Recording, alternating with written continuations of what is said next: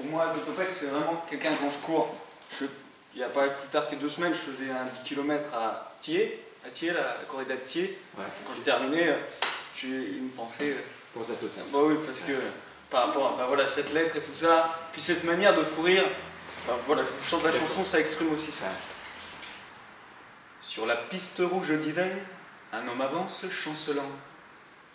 Il a le sourire de travers et la grimace entre les dents.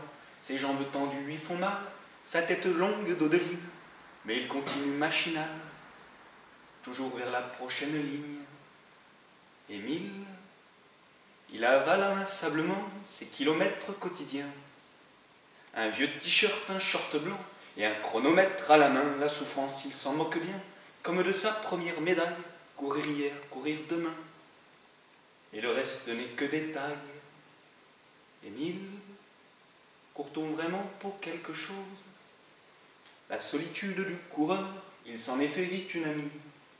Il la retrouve de bonne heure tous les jours qui lui sont permis. Quand il n'est pas à la caserne où gueulent les fils de Staline, il part en forêt et s'entraîne. Il préfère cette discipline. Émile, le marathon c'est un vieux rêve avec ses bottes de l'armée.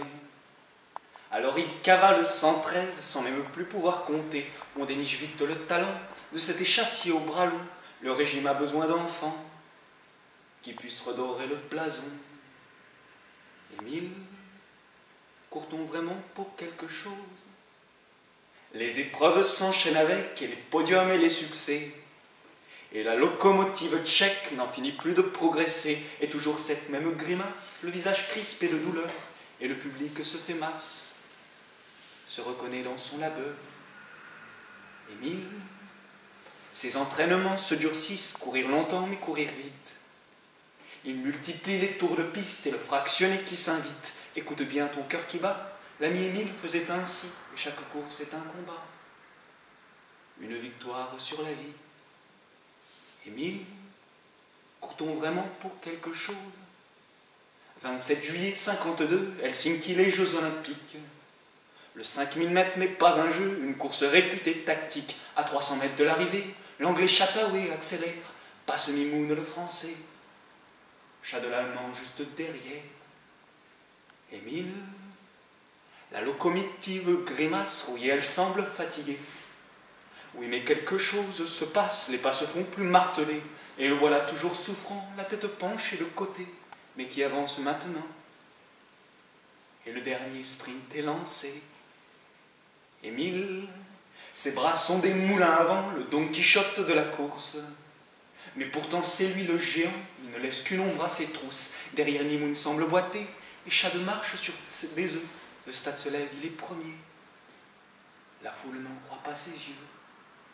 Émile, court-on vraiment pour quelque chose?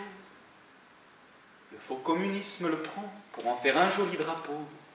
Émile joue le jeu jusqu'au temps où les chars russes chantent trop faux. Au printemps de Prague, il s'insurge, alors plus question de podium.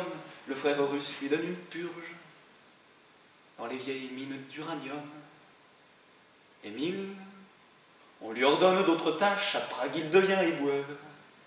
Mais ça fait tout de même un peu tâche quand les gens l'applaudissent en chœur. Là on l'envoie à la campagne, planter des poteaux électriques. La guerre froide et son champagne dans la coupe des Jeux Olympiques.